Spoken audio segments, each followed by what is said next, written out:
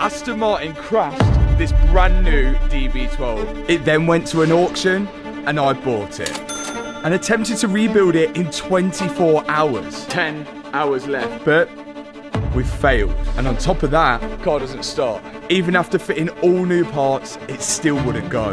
Is that the closest we're gonna get? And 6 months later, it still doesn't run.